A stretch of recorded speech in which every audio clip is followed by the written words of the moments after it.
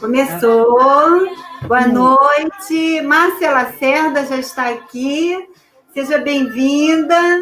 Estamos ouvindo aqui a música Alegria, do Circo de Soleil, enquanto vocês chegam.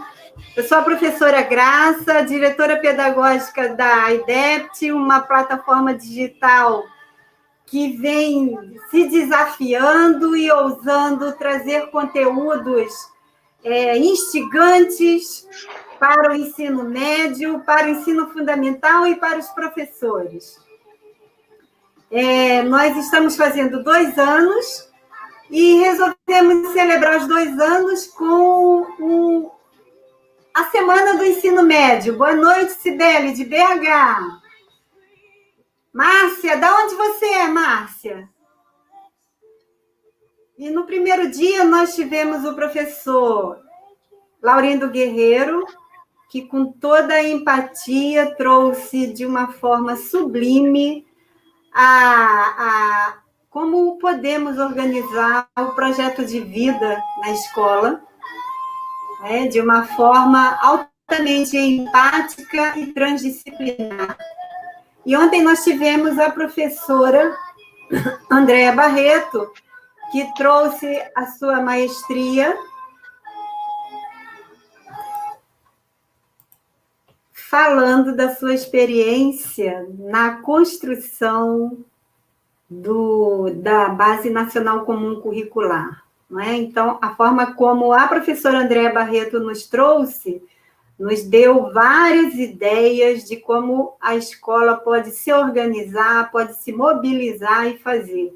Eu gosto sempre de lembrar da importância da leitura do documento, que é, sim, um documento grande, porque envolve a educação básica como um todo, né, nas suas 3 etapas, mas é necessário porque ele é o nosso norte. Ou para quem é do Sul, não é? Eu aprendi com uma outra pessoa que, no lugar de nortear, ele pode sulear. Isso é muito interessante. Então, sejam bem-vindos, Cibele Silva, bom ver vocês, especialmente a Ana Márcia, e eu, Cibele. Cibele, você é de BH também? Quero dizer a vocês que estamos muito felizes, a Marina rindo, nós estamos muito felizes com esse aniversário, com a oportunidade de contribuir com o nosso conhecimento, com a maestria da professora Ana Márcia. Deixa eu ver quantas pessoas tem aqui, não é? Tem 3 minutinhos que estamos presentes. Vou dar mais um tempinho, vou aqui falar um pouquinho do currículo dela e depois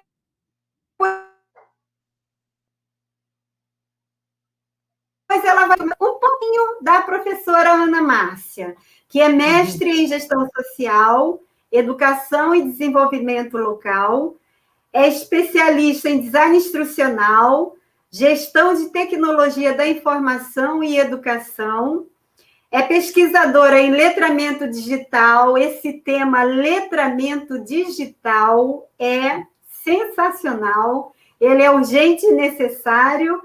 É pesquisadora nas áreas de tecnologias da informação na educação, cultura maker e design thinking, atua na área de educação como professora e coordenadora nos diversos níveis escolares, é professora de pós-graduação na área de educação criativa e metodologias ativas, e professora de programação de computadores e informática para crianças e jovens. Meu Deus, é quase um robô.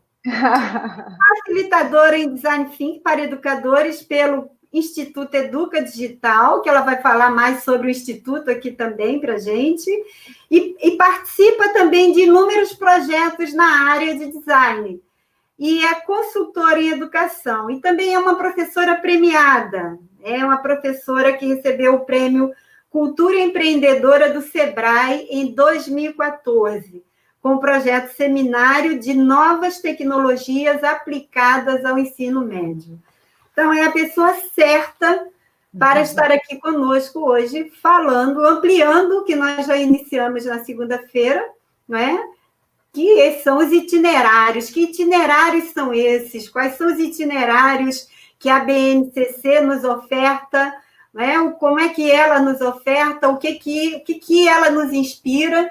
Então, eu vou oferecer a palavra agora à professora Ana Márcia, mas antes eu vou dizer a vocês que amanhã é o nosso último dia, que vocês já marquem na agenda de vocês. Amanhã teremos o professor Jaise Ferreira, teremos o educador Rodrigo, que é o facilitador, ele é também o facilitador, ele é o empreendedor dessa plataforma, ele é CEO dessa plataforma, é um jovem completamente inovador, cheio de ideias para o mundo da educação. Eu quero pedir para vocês também colocarem aí de onde vocês são, que eu quero identificar, né? Que vocês compartilhem o link e que estejam conosco até o final, né? E que façam perguntas, que nós gostamos de perguntas para poder responder. Professora, por favor, a palavra é sua. Boa noite, gente. Boa noite a todos. É um prazer estar aqui, uma honra ter recebido esse convite. A Graça, que é uma profissional de primeiríssima linha, né, com muita experiência, a gente aprende muito, né, e eu tenho aprendido com a Graça e com todos os profissionais também que vieram nessa semana, né, do ensino médio. Eu vou fazer uma breve apresentação do meu... A Graça foi muito generosa, né, ao me apresentar, obrigada. Eu vou falar um pouquinho da experiência com os itinerários formativos que nós fizemos com uma rede de escolas, né, que envolveu aí 7 estados diferentes, essa rede de escolas. Então, mostrar como é que se pode pensar nos itinerários formativos dentro de uma rede, dentro de uma escola única ou uma rede, mas garantindo e permitindo a adequação, né, aos seus contextos locais, né? Mas dá para criar porque existem muitos referenciais importantes para a construção desses itinerários, né? Então, eu fiz uma pequena apresentaçãozinha aqui que eu vou compartilhar com vocês para conduzir essa conversa, tá? Mas vocês podem mandar as questões, que a Graça pode me interromper quando for necessário, tá bom? Vamos lá.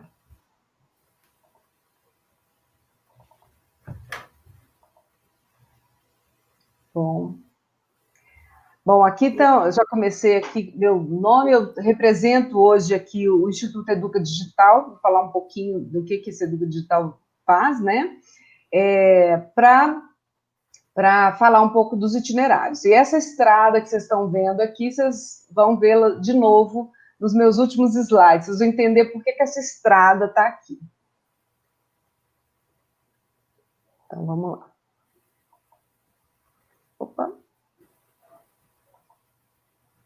Opa, acho que deu um probleminha aqui. Deixa eu mostrar. Aí, ó, olha que imagem linda, Graça, de um filme maravilhoso. Espera só um minutinho. Quem já viu esse filme? Eu já vi, mas não estou lembrando o nome, não. Cinema Paradiso. Espera aí que tem... Eu fiquei... Ok. Deixa eu só... Vou diminuir aqui minha tela, porque eu tenho 2 monitores, me atrapalhei aqui nesses 2 monitores. Então, vamos lá. Enquanto você organiza aí, eu peço para que as pessoas que estão nos oferecendo o seu tempo, sua audiência, compartilhem o link para que nós tenhamos mais pessoas ouvindo sobre os itinerários, que esse é um ponto que vem trazendo bastante polêmica e é necessário que a gente ouça, que a gente aprenda e apreenda.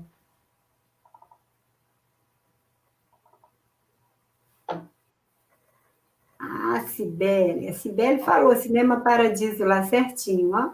Mariana. Isso, agora vamos lá. Bom, então vamos continuar aqui.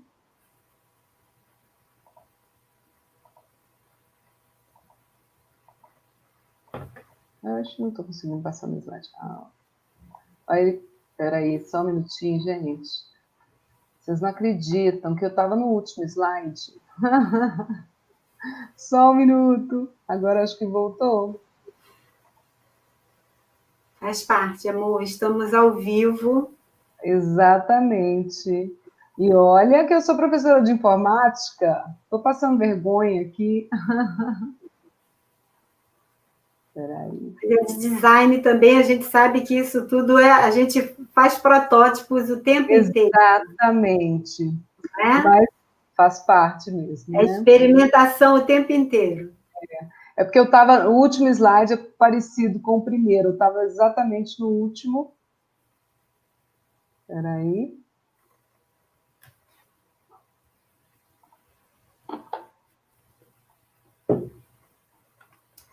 Temos aqui a Gabi, a Bianca, a Mariana, Alex Costa Designer. Temos um advogado criminal, José Mateus. Marina Freitag, minha parceirinha aqui de hoje. Isso. Ok. Então, aqui, gente, é só, né, um resumo, mas a Graça já falou, já me apresentou, né? Então, vou pular esse slidezinho aqui. Aqui foi as minhas conexões com o Design Thinking e com o Instituto Educa Digital. O Educa Digital me possibilitou participar de inúmeros projetos, todos eles usando, né, o Design Thinking para a educação. E nesse projeto de itinerários formativos que eu vou apresentar para vocês, que eu vou falar, que a gente vivenciou dentro de uma escola, também a gente usou essa abordagem do Design Thinking e o Instituto Educa Digital, que conduziu esse processo dentro dessa rede de escolas, né? E eu participei, tive o prazer de participar. Bom, primeira coisa, vamos só alinhar algumas ideias aqui, né?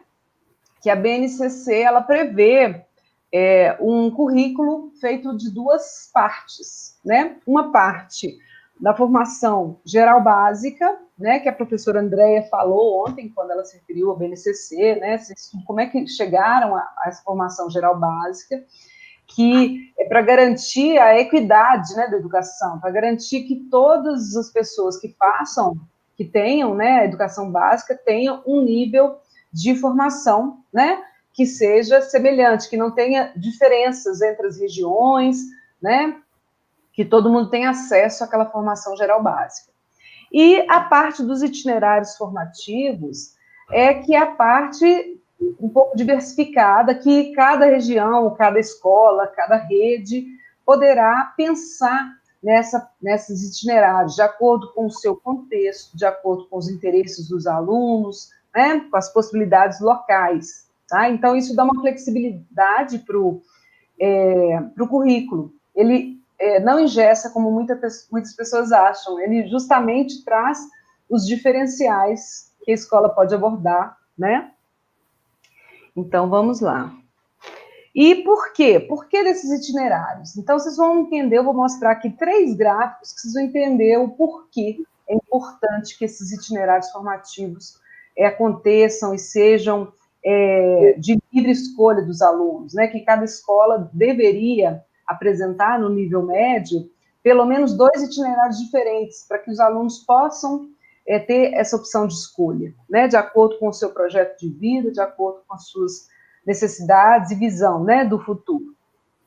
Então, eu vou mostrar aqui, esse aqui é o resultado do Índice de Desenvolvimento da Educação Básica. Aqui é o resultado do ensino fundamental nos anos iniciais. Então, aqui o laranja são as metas, e vocês veem que nos anos iniciais, ao longo dos anos aqui, o IDEB, né, esse índice de desenvolvimento, tem crescido e atendendo às metas, né, que são previstas, que essas metas também, a cada 2 anos, elas são criadas novas expectativas para essas metas, né? Então, a educação infantil, a educação fundamental, o ensino fundamental dos anos iniciais tem conseguido. Já a nos anos finais, esse aqui já é o gráfico dos anos finais do ensino fundamental, que é do 5º ano, né, do 6º ano ao 9º ano. Então, aqui, vocês veem que ao longo dos anos, a meta tem crescido de acordo com as novas demandas, né? Mas a educação, o resultado da educação básica nos anos finais não tem acompanhado. Está abaixo da meta, tá? E isso agrava um pouquinho mais no ensino médio. O ensino médio, as metas aqui de laranja, elas continuam evoluindo, né? Mas o resultado do ensino médio não tem conseguido desenvolver nesse nível de expectativa que deveria. E por que isso acontece? Esses estudos que foram em vários anos, né, porque a BNCC está sendo estudada há muitos anos já, né, e por profissionais, por professores, por pessoas da educação mesmo, pessoas boas da educação, né, querem corrigir isso, né? Os índices também internacionais também, o Brasil não tem uma posição, né, adequada. E nesses estudos também se percebe que a falta de objetivo dos estudantes, né? Muitos estudam por estudar, porque tem que estudar, porque eles não sabem ainda o que querem fazer depois, onde querem chegar, né? Às vezes não tem um apoio nesse sentido. Então, para a gente conseguir melhorar essa educação aqui, é que foram pensados nessa nova BNCC e com a opção dos itinerários formativos. Então, os objetivos dos itinerários formativos são esses 4 aqui. Aprofundar as aprendizagens relacionadas às competências de cada área do conhecimento, né? Por exemplo, você pode, se tem um talento, né, ou na cidade, ou na região, que é focado muito para a área ambiental, por exemplo, pode-se criar um itinerário formativo bem direcionado para essa área ambiental, de sustentabilidade também, né, e aprofundar nos conhecimentos de ciência. Então, tem os conhecimentos das ciências da natureza, que são a base curricular comum, mas eles podem ser aprofundados dependendo do itinerário, né, que for oferecido. Então, essa pode aprofundar em uma área específica ou em várias, inclusive na área técnica. Essa área técnica é importante porque não necessariamente para você dar uma habilitação de nível médio. Eu vou ser técnico em administração. Não necessariamente precisa dar uma habilitação. Esse itinerário pode ser de uma profissão que ainda não é regulamentada, inclusive. Pode ser apenas uma qualificação profissional, né? Sem ter habilitação, diploma técnico. Então, tem diferentes formas de arranjos aqui, né? Um outro muito importante é consolidar a formação integral do ser humano, do jovem, né? Que lhe garanta autonomia para ele tomar decisões, né, na vida dele, para que ele empreenda seus próprios sonhos, né, para que ele saiba o caminho a seguir para atingir os seus objetivos, né, e também para a formação como cidadão, né, dentro do seu contexto, da sua região.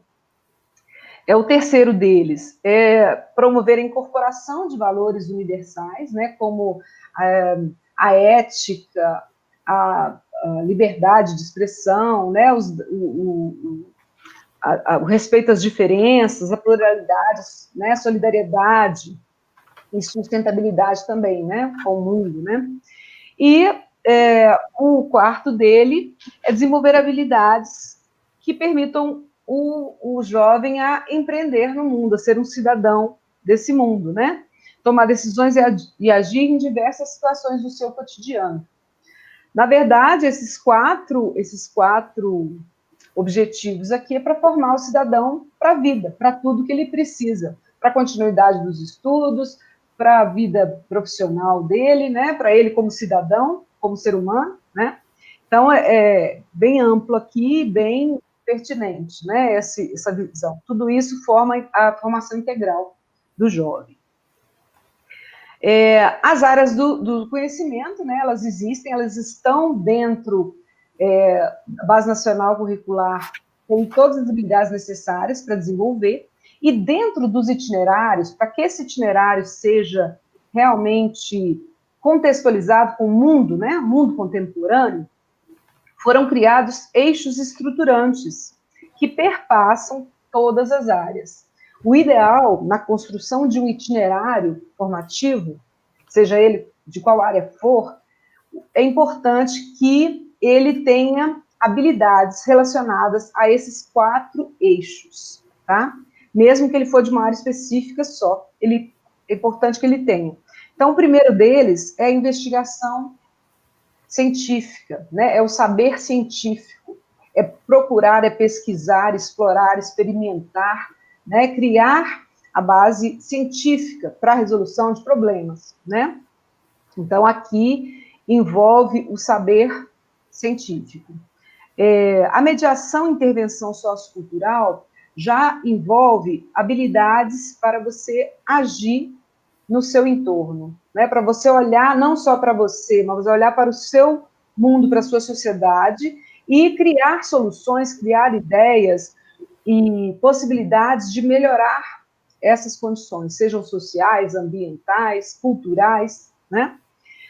O processos criativos, porque a nossa economia é uma economia criativa, né? Essas mudanças,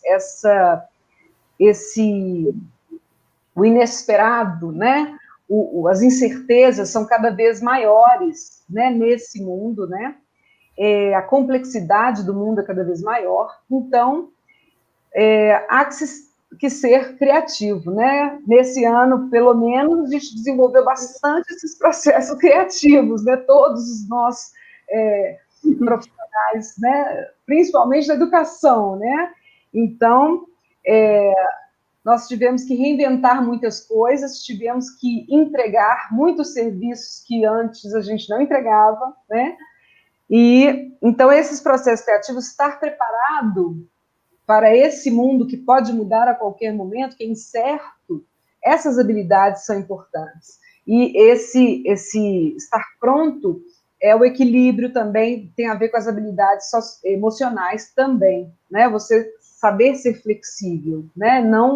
Não se amedrontar diante dessas dificuldades, enfrentar e ser proativo, né?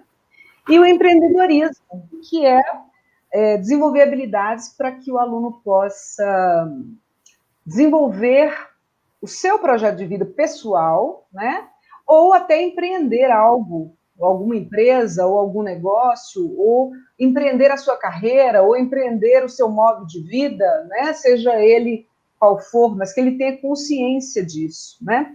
O professor Laureano Guerreiro falou muito das habilidades socioemocionais, a pessoa com ela mesma, né, que ela precisa se conhecer para que ela tenha um projeto de vida, né, a pessoa com o outro, que como que ela lida, né, as relações, né, e a pessoa com o mundo e para o mundo, né, então são 3 fases aí que todas elas ligam muito com esses eixos estruturantes. Então esses eixos vieram para conduzir e vou mostrar aqui não é para ler, né, que está pequenininho, mas é só para mostrar que existem referenciais que apresentam essas habilidades. Aqui, ó, são habilidades gerais que perpassam todas as áreas do conhecimento, né? Então, tem essas habilidades gerais aqui e tem também as habilidades específicas de cada área dentro dos eixos. Então, é importante que a escola ou a rede perceba os seus talentos, né? A identidade dessa escola, né? O DNA dessa escola, para que ele conduza da melhor forma possível e crie esses itinerários da melhor forma possível e tendo alguma opção de escolha para os alunos. É importante essa escolha para os alunos para que eles façam com vontade. Aqui deve ter bastante professor ou que já deu algum tipo de treinamento e tal, e a gente sabe que quando os alunos têm sede de conhecer, né, que a professora Andréia também falou ontem, quando eles querem, eles buscam, eles assistem vídeo, eles buscam o conteúdo, buscam informação onde ela está, liga para as pessoas, eles movem o mundo quando eles querem. Então, é importante que a escola descubra esses anseios daqueles alunos, daquela escola, daquela rede, para que ele busque o caminho que ele quer trilhar, né? Ou o caminho possível. É claro, gente, que não é um conto de fadas, né? Aqui, o que eu coloquei aqui, o primeiro aqui são os anseios, as dores, as dificuldades dos alunos, o que eles pensam, eles têm muito medo, eles não sabem o que vão fazer, e se eu mudar de ideia? E se eu desistir de fazer esse itinerário, como é que eu faço, né? E se eu não quiser fazer isso mais? E se eu quiser largar tudo e fazer teatro, né? Às vezes as famílias mesmo têm uma certa dificuldade de aceitar alguns tipos de escolhas, né? Então, a escola tem que levar em conta esses sentimentos, né? Ouvir o aluno é importante. Tem que ver aqui da direita, né, as possibilidades daquela rede, daquela escola, né? E aqui no meio as características locais, características daquela região, daquela comunidade, porque o aluno ele vai empreender na vida dele dentro do entorno dele, né? E aí procurar melhorar aquele entorno, até que ele galgue outros espaços, mas ele vai, a primeira ação dele, né, como ser humano, como cidadão, é dentro do seu entorno, né? Então, as escolas têm que levar em conta esses 3 aspectos. E para isso tem que escutar, tem que conversar. É um processo longo, um processo de estudo, de interpretação do que está acontecendo, de entendimento, né, das possibilidades. Então, eu vou falar agora sobre a experiência que eu vivi nessa rede de escolas, né, que eu, representando o Instituto Educa Digital, a gente trabalhou nessa escola para criação desses itinerários. Tem alguma pergunta que vocês queiram fazer? Já sobre... Eu falo muito rápido, às vezes. Você está falando ótimo, você está fazendo links, conexões maravilhosas, muito importantes com as 2 noites anteriores, e você vem enfatizando bastante o contexto, o entorno. Então, a escola precisa saber que escola é aquela, quais são os talentos que ela tem, quais são os desafios, quais são os medos que aquela escola tem, que aquelas pessoas têm, não é? Então, precisa-se muito, não é, como você vai falar agora, da escuta, de uma escuta que não seja uma escuta que julga, mas uma escuta onde tanto o aluno quanto o professor se sintam pertencentes a um novo projeto de escola, porque a BNCC... Ela provoca a saída da zona de conforto, embora trabalhar em escola não nos garante uma zona de conforto, mas, ao mesmo tempo, em contraponto, a gente também sabe que existem muitas zonas de conforto quando a gente não propõe algo novo, não é? Quando a gente continua fazendo o que sempre fez. E como diz Einstein, né, como disse Einstein, um dia, né, se a gente sempre faz o que sempre fez, o resultado será o mesmo. Exatamente. Então, eu estou louca para ouvir essa experiência dessa rede de 7 escolas, de 7 estados. 7 estados. 7 estados. 7 estados, acho que são 9 unidades. 9 unidades. A palavra é sua. Tá bom. É uma coisa importante saber, né, o papel da escola, né? O papel da escola não é só formar o aluno. O papel da escola ele é importante dentro daquele contexto em que ele está, daquele território, né? Eu estive uma vez numa escola no Ceará, em Sobral, fazendo um trabalho lá também com jovens sobre gestão escolar, com o Design Thinking também, né, o Instituto Educativo Digital, e o diretor da escola, ele abria a escola à noite para a vizinhança toda, ensaiar a dança, usar os seus espaços, o pátio, as quadras, sabe? E muita gente estranhava isso, né? Porque falou assim, mas vai abrir a escola e amanhã pode estar bagunçado, alguém vai destruir, aqueles pensamentos, né? Que muitas pessoas têm de ter que trancar tudo, né? Só quem estuda lá que pode entrar. E a resposta que ele dava era que essa escola é pública.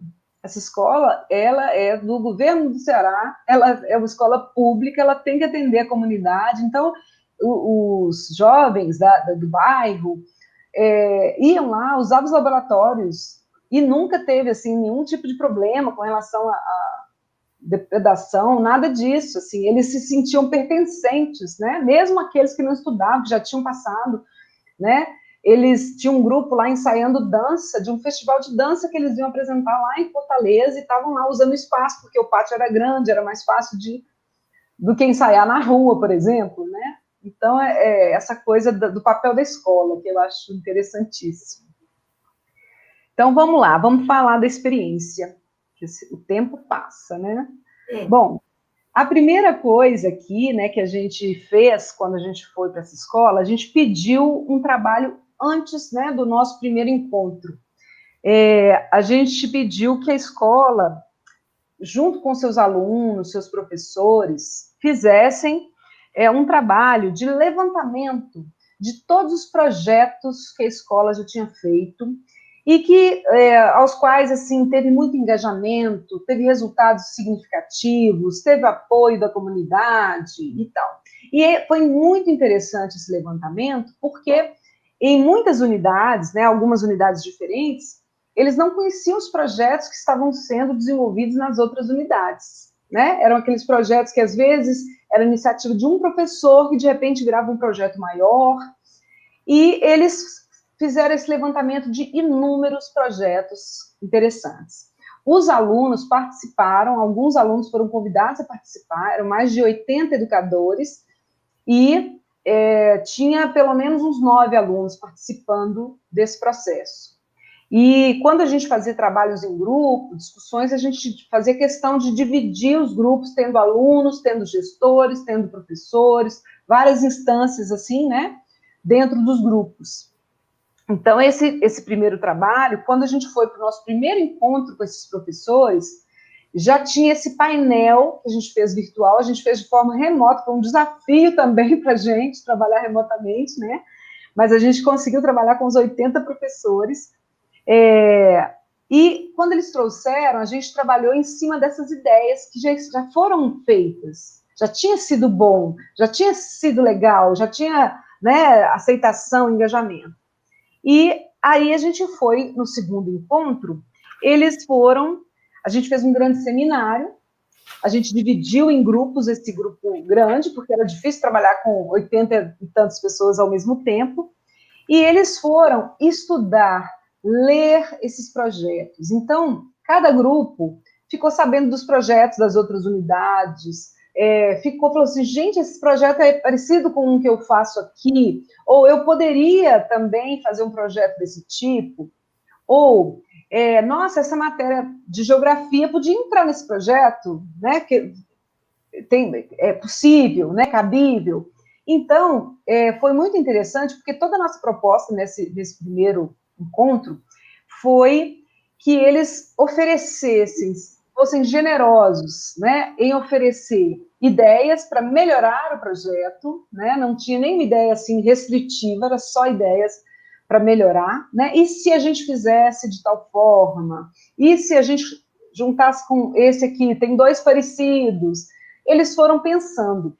E dentro desse pensamento também, a gente falou o tempo todo para que eles pensassem parcerias que pudessem agregar ainda mais, né? Por exemplo, alguns projetos mais na área de profissional, parcerias com empresas, parceria com, né, outras instituições de educação também, universidades. Porque os itinerários formativos, uma das características dele é que ele não precisa ser todo dado dentro da escola. Se eu tiver, por exemplo, uma formação, um itinerário focado na área digital, por exemplo, eu posso ter um módulo que é um curso que uma empresa pode dar de marketing digital, por exemplo, e aquele curso ser incorporado ao meu itinerário, né? Lógico que isso aí tudo documentado, né? Tem um processo para isso, mas há possibilidades. Se você não tem um profissional adequado para aquela oferta, você pode fazer parcerias, né? Pode ter cursos de curta duração, podem ser por semestre, por ano. Então, ele tem muitas possibilidades de modelos, né? Então, a gente a gente fomentou esse pensamento nessas parcerias também nesse encontro. A partir desse encontro, a gente foi para um diagnóstico, porque a gente precisa pôr os pés no chão, né? De vez em quando, é bom. E aí, o que a gente fez? A escola pensou em como que eles poderiam mobilizar para melhorar. Todo mundo pode melhorar, né? Se alguém está satisfeito e acha que ele não pode melhorar, então, né, não está aberto a mudanças, né? Mas todos nós podemos ampliar, melhorar. E aí, eles fizeram um diagnóstico do que naqueles projetos poderiam melhorar e o que a escola mesmo, como processos pedagógicos mesmo, poderiam melhorar, né? Ou formas diferentes de apresentar o conteúdo daquela diferente da convencional. E a gente fez um registro aqui, ó, das entraves, dos pesadelos e das limitações. Não que a gente queira que isso nos impeça de avançar, mas é importante a gente ter consciência das limitações, né? Limitações daquela estrutura, da infraestrutura escolar, limitações da capacidade, né? As necessidades de desenvolvimento dos docentes, né? Os medos dos alunos, o que eles, né? Às vezes eles não sabem para onde quer ir. Então, tem que se pensar que eles têm que trabalhar esse projeto de vida desde o ensino fundamental 2. Já tem que começar a trabalhar essa autonomia, esse pensar, esse autoconhecimento, né? Então, a gente lembrou desses entraves e pesadelos, deixou eles lá registrados, a gente não pode, né, perder, mas eles não podem nos impedir, né, gente? Então, a gente continuou esse processo com a escola, e o quarto passo foi a reelaboração do currículo. Essa reelaboração aqui, a gente já abriu o nosso leque, a gente fez um processo de que cada grupo daqueles que estavam estudando tinham que extrair daqueles projetos pelo menos mais 3 itinerários, ideias de itinerários. Lógico, gente, que aqui não era o itinerário estruturado, com todas, mas uma linha, teve na área de artes, por exemplo, e cultura, teve alguns na área mais do fazer, do empreender, né? Então, cada grupo, foram 10 grupos que a gente dividiu, cada grupo gerou ali 3 ideias de itinerários, baseado nos talentos que eles já tinham reconhecido nos projetos anteriores, na escuta dos alunos que participaram o tempo todo do processo, né? E no resultado que aqueles projetos já tinham tido na comunidade. Então, eles levantaram essas ideias, né, desses projetos, a partir do DNA da escola, que eles identificaram com esses projetos, já foi possível mapear o DNA da escola, né?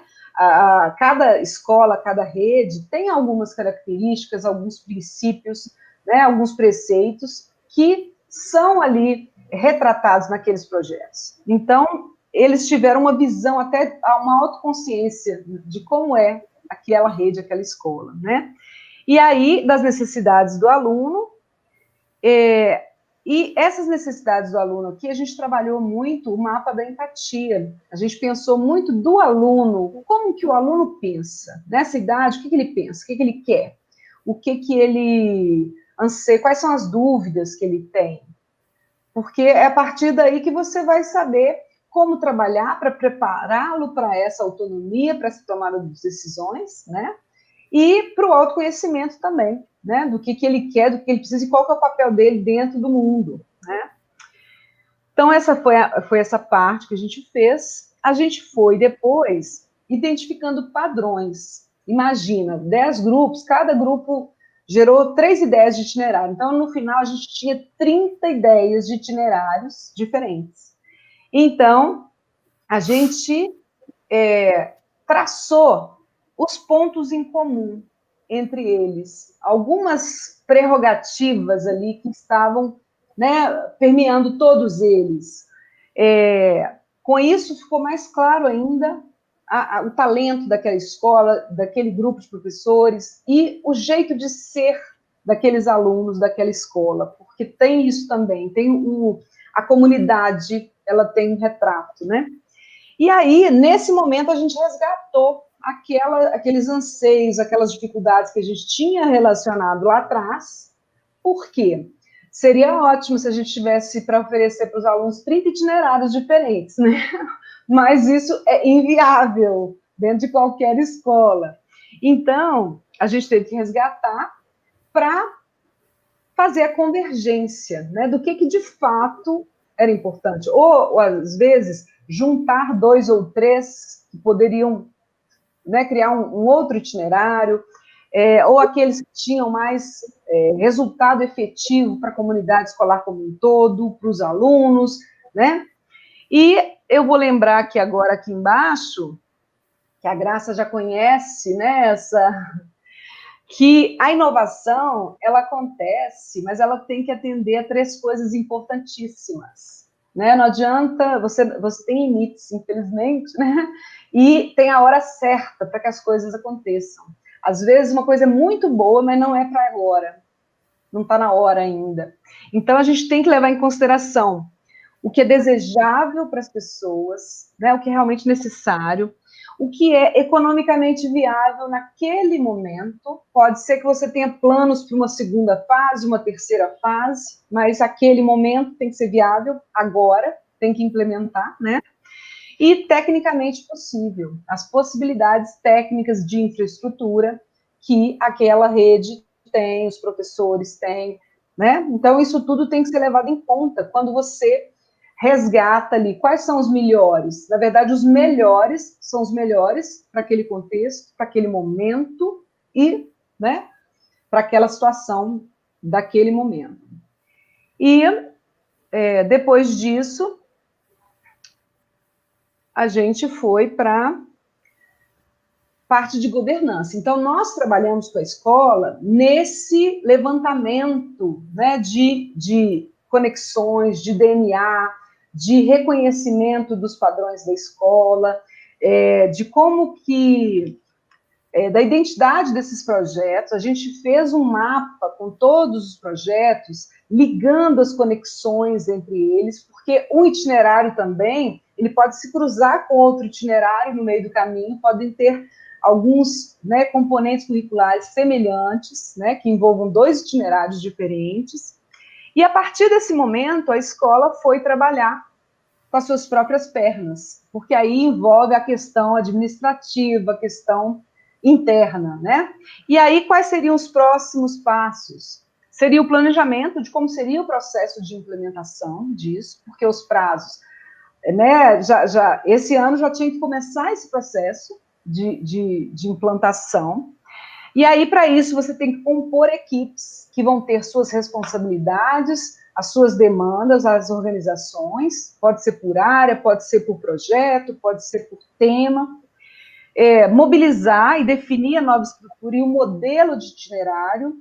Esse itinerário vai ser semestral, eu vou ter quantas horas no primeiro ano, quantas horas no segundo ano, quantas horas no terceiro ano, porque a BNCC, ela prevê que tem que ter 3.000 horas ao longo do ensino médio.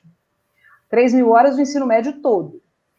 Dessas 3.000 horas, 1.800 horas, acho que é 1.800 mesmo, não é, Graça? Se não me engano. Para o geral. Nacional comum, né, da geral, e o restante são dos itinerários. Mas não quer dizer que você tem que dividir em partes iguais. Você pode ter um pouco menos no primeiro ano, um pouco mais no segundo, um peso maior no terceiro. Você organiza isso. Então, esses modelos aqui, quem define é a escola de acordo com as suas possibilidades, né?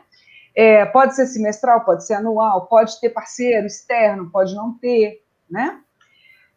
E aí, construir uma versão preliminar, detalhada desse itinerário e implementar. Como diz a professora André, falou ontem, tem uma hora que você tem que pôr em prática. Não dá para você ficar só planejando. E aí, esse implementar, gente, requer o monitoramento, requer as adequações, requer as mudanças, né? Isso aqui é um ciclo. Por isso que esse caminho aqui, ó, ele não termina, né? Ele vai... É contínuo. Então, esse seria o caminho dos itinerários aí. Alguma pergunta? Alguma pergunta, gente? Cadê? Eu queria saber. Gabriela de Noá, do Rio de Janeiro, alguma pergunta? Aproveite que nós estamos aqui com uma super especialista e que usa a abordagem Design Thinking para fazer os itinerários, para promover, para mobilizar os itinerários dentro da escola. Enquanto as pessoas... Aqui não tem pergunta ainda. Então, deixa eu falar um pouquinho sobre uma outra abordagem Isso. que a gente trabalhou para esse processo todo dessa escola, né? A gente trabalhou com a abordagem da jornada do herói também. Sim. Porque esse processo, né, do Design Thinking, ele permite que você use outras ferramentas, outras experiências, né? E foi muito legal, porque nesse processo, como foi remoto, a gente teve vários desafios, né? O primeiro deles foi fazer remotamente um acompanhamento de um grupo grande. Então, teve várias coisas interessantes. Teve, durante o processo, várias aprendizagens dos professores com o uso de tecnologias, uso de recursos de interação à distância que a gente usou para a gente poder conversar e produzir, porque a gente não podia só ficar conversando no mundo das ideias, a gente tinha que estruturar algo para que depois fosse relevante para esse processo aqui de governança dentro da escola, né? Eles tinham que ter esses dados em mãos, esses relatórios todos. Então, teve essa experiência interessante que foi esse conhecimento de outras habilidades também durante o processo. E aí a gente usou uma abordagem, que é a abordagem da jornada do herói, que ela coloca em centro, né? No caso aqui, o objetivo nosso é o aluno. O aluno é o centro, né? Essa mudança desse ensino médio é para quê? Para que o aluno tenha mais capacidades, né? Para que ele consiga se desenvolver melhor ao longo da sua vida, para que ele melhore, né, a situação atual dele sempre, né, sempre evoluindo. Então, a gente usou a jornada do herói, que ela tem uma trajetória, que eu não sei se todo mundo conhece aqui, que fala primeiro do chamado, né? São os 12 passos. Oi? São os 12 passos da jornada do herói. 12 passos. Então, o chamado, o chamado desse grupo de professores era: temos que criar os itinerários, precisamos criar, não sabemos de onde, né, por onde começar. Então, isso já estava posto, né? E aí, a jornada do herói faz essa passagem pela mobilização para enfrentar o desconhecido, né? Que seria esse mundo novo, que seria agora esse jeito diferente do ensino médio, né? Seria, deixa eu até tirar aqui para eu falar mais. Só um minutinho, deixa eu tirar aqui a apresentação. Stop screen. Então, ele falou, e tem um momento nessa trajetória que todos nós, como educadores, passamos de março para cá também, que é esse momento do obscuro total, que você, e agora? O que a gente faz? Né? O negócio está pegando fogo, eu tenho que fazer. Mas quando a gente consegue mobilizar para vencer esse primeiro passo, mas essa mobilização não é fácil, não. Tem que estudar, tem que ler, tem que refletir, tem que conversar, tem que dedicar tempo, né, a esse processo. Quando a gente faz essa mudança, enfrenta o desconhecido, enfrenta, né, aquilo que a gente mais teme, a gente volta, a gente consegue conduzir as coisas de uma forma mais clara, com um entendimento melhor. A gente volta para esse novo, né, caminhar de um jeito mais experiente, com outras possibilidades à vista. Não quer dizer que não vai ter outros desafios pela frente, né? Mas ele vai nos dar mais força, mais bagagem. E pensando nisso, com relação aos alunos, né, que era o nosso foco, a gente precisa dar a esses alunos realmente essa bagagem, essa força, para que eles consigam se adaptar às mudanças da vida. Né? Muitas profissões que vão existir daqui a 20 anos, ainda não tem nem faculdade para elas, né? Ainda não tem nenhuma coisa estruturada. Por isso que os itinerários trazem essas possibilidades de você criar cursos itinerários em áreas não regulamentadas ainda, né? Áreas que estão crescentes, né? As startups, por exemplo, pode ser através de um projeto, no final do itinerário ele vai ter que criar uma ideia de uma startup, né? Posso dizer isso agora, não é? Com essa minha experiência de anos na educação analógica, agora atuando com a juventude e com ideias maravilhosas, mas no mundo digital. Então, tudo que você nos trouxe aí, Andréia, você está falando de Andréia, que me faz fazer a seguinte pergunta: com quais itinerários nós precisamos desenhar esse nosso processo digital, não é? Então, agora eu gostaria, né, que você falasse para os professores, porque quem vai fazer essa mobilização são os professores, são os gestores. Então, a gente tem que pensar nesse contexto interno, como eu estou para toda essa transformação, que não é se eu prefiro, se eu quero, não. Isso é território nacional, isso é uma lei federal, e é para escolas públicas e para escolas particulares. Então, dentro desse contexto que você, juntamente com o Instituto Educa Digital, promoveram, qual foi o maior desafio com relação ao paradigma dos professores?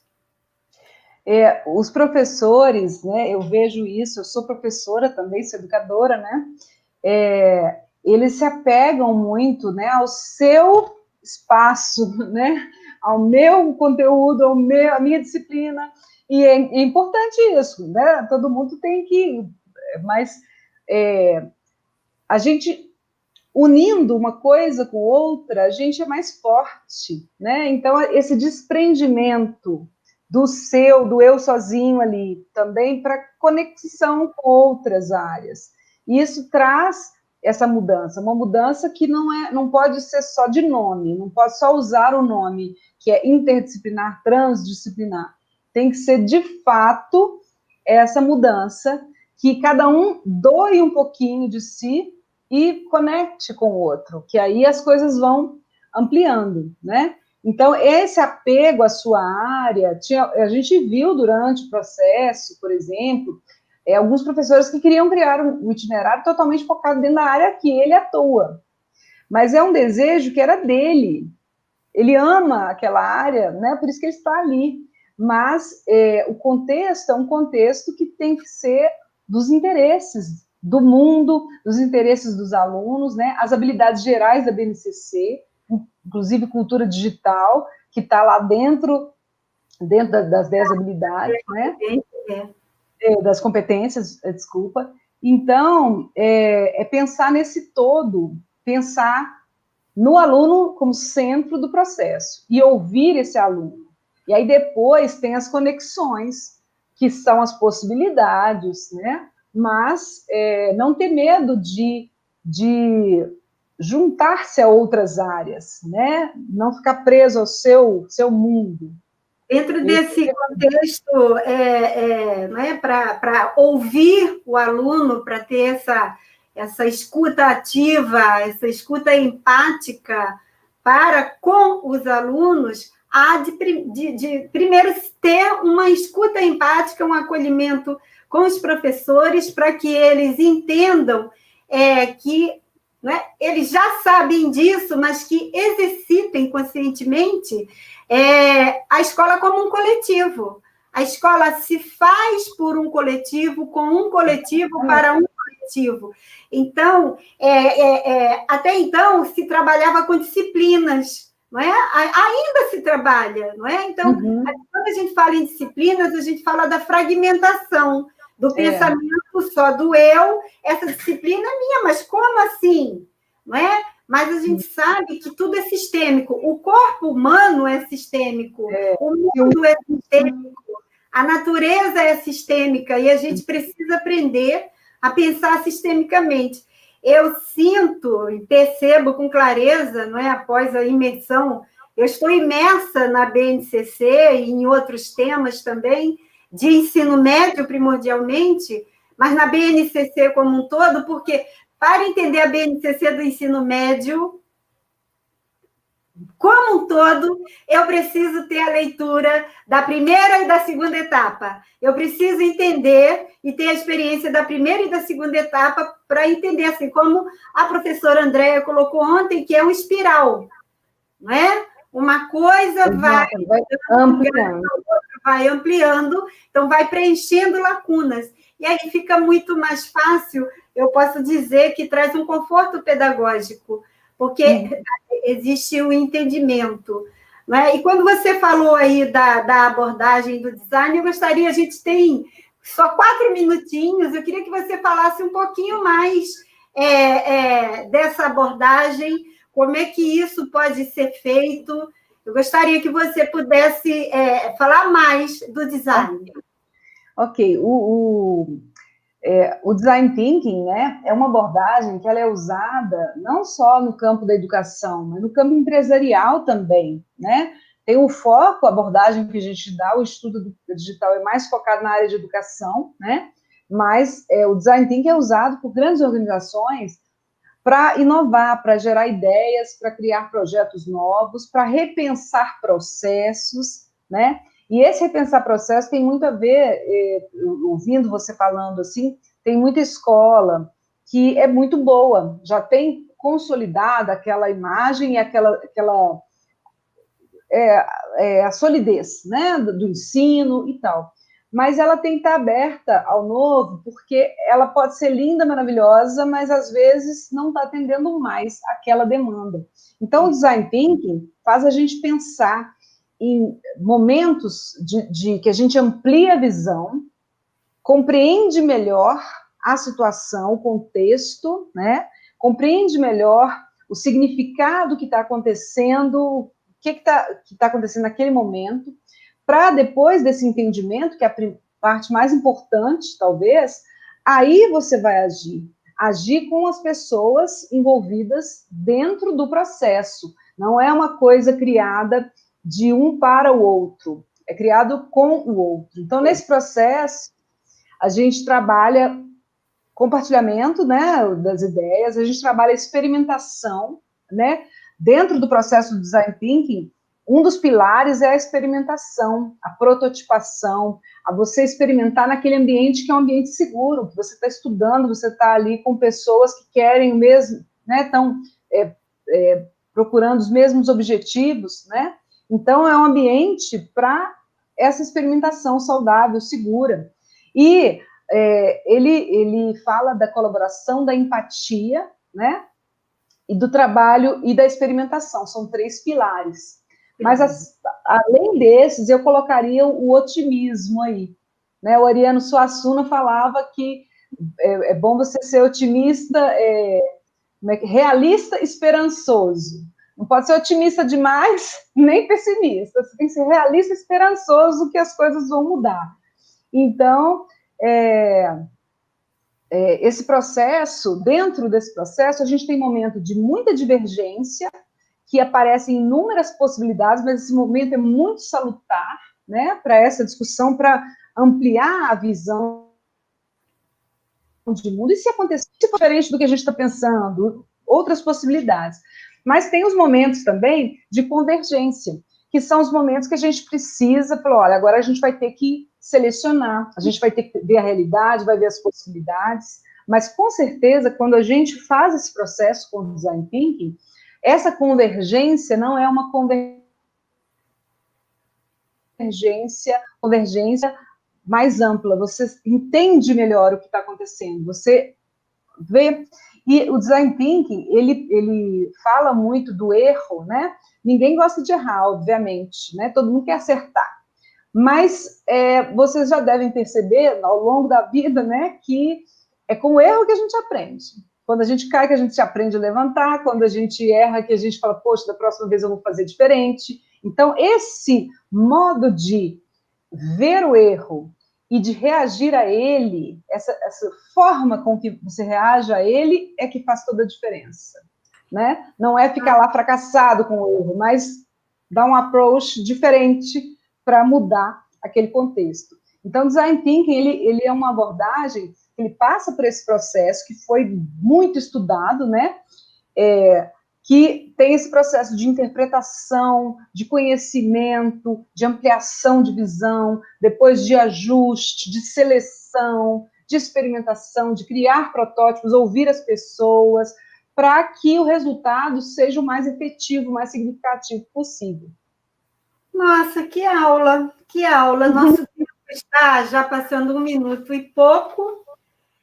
Você foi maravilhosa, né, com a sua maestria, com a sua experiência, trazendo a abordagem do design para fazer todo esse caminho para a promoção das pessoas, para que elas conheçam, para que elas construam os itinerários da sua escola, do seu lugar, não é? E eu quero aqui finalizar falando algumas palavras que você tanto falou aí. Você falou em garantir a participação das pessoas, garantir, né, de permitir a participação das pessoas, porque são elas que precisam construir aquilo que elas precisam fazer, são elas que sabem.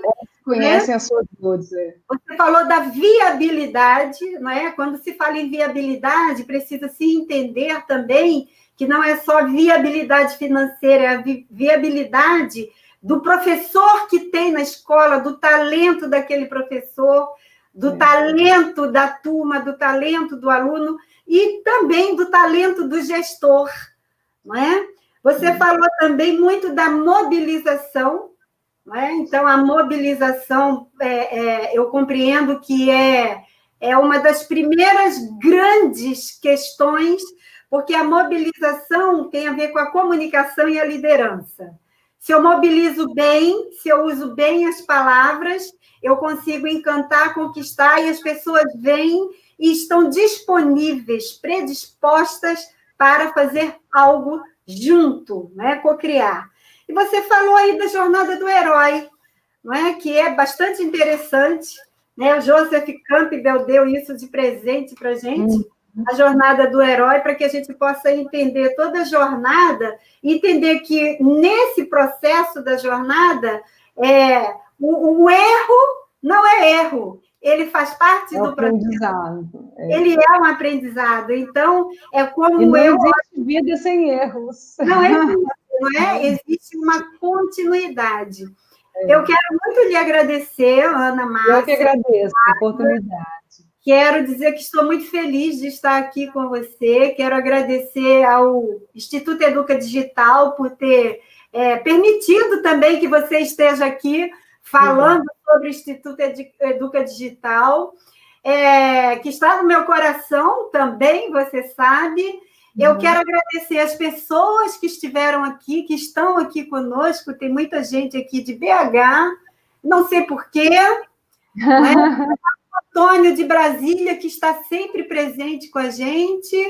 Tem a Cibele Silva, a Bianca, que eu conheço muito bem, só um pouquinho, né, Bianca? Tem muita gente aqui. Tem a Marina, que está nos apoiando aqui na tecnologia. E eu preciso dizer que amanhã é nosso último dia. e nós estaremos fazendo uma costura bem, né, a costura do itinerário desta semana, não é? Porque nós criamos o itinerário para a Semana do Ensino Médio. Nós começamos falando de projeto de vida e vamos terminar falando de projetos, não é? Porque o professor Geise está aqui amanhã. Nós sabemos que ele é um dos 50 melhores professores do mundo, né? que ficou entre os 50 melhores. Isso para a gente que é brasileiro é muito marcante, porque a educação no Brasil ela está precisando de muitos apoios, ela está precisando de muitos itinerários positivos, e nós estamos aqui na IDAPT procurando encontrar qual é o itinerário que seja possível para uma educação digital, para uma educação remota, para um ensino remoto, quais são as oportunidades, quais são as possibilidades, e entendendo que estamos sempre em construção. Não é? A educação ela não é finita, o ensino não é finito, ele está em construção, não existe erro, existe o processo. Então, a BNCC do Ensino Médio, ela traz para a gente, né, para quem teve já o prazer e a ousadia de fazer a leitura, de fazer um mergulho, ela deixa muitas vezes confuso, porque ela dá liberdade. E nós estudamos numa escola e numa academia que não nos ofereceu liberdade. Ela dizia que tinha que ser assim ou assado. Não é? Então, eu quero muito agradecer e dizer que amanhã estaremos com Rodrigo Angelito, que vai apresentar a IDAPT para quem não conhece e que vai falar outras coisas bastante interessantes. Eu espero contar com todos que aqui estão e com você também, Ana Márcia, que foi assim de uma generosidade, de uma alegria, trazendo a sua experiência, não é? Para a gente, trocando mesmo. Eu também, assim como você, acredito na troca, acredito no caminho. Não é? A gente aprende quando a gente troca, né? E eu vou deixar a apresentação, depois eu passo para você, amanhã, para você disponibilizar a apresentação, para quem precisar. Sim. Falando nisso, nossos 4 vídeos, não é? Amanhã é o nossa última live, estarão disponíveis depois para as pessoas. Todo mundo vai ter tudo, não é? No momento certo, porque a gente também aprende que a gente não pode oferecer tudo ao mesmo tempo, né? A gente vai aprendendo isso também. A gente tem que causar a sede, como bem disse a Andréia, e como bem disse Rubem Alves, a gente precisa causar a fome. Então, eu agradeço a você, Gente. Boa noite. E vou terminar aqui com a musiquinha que começamos, com alegria. E agradecendo a Ana Márcia, esse momento tão maravilhoso. Obrigada, Graça. Boa noite a todos, gente. Obrigada. Muito obrigada, Ana. Muito feliz.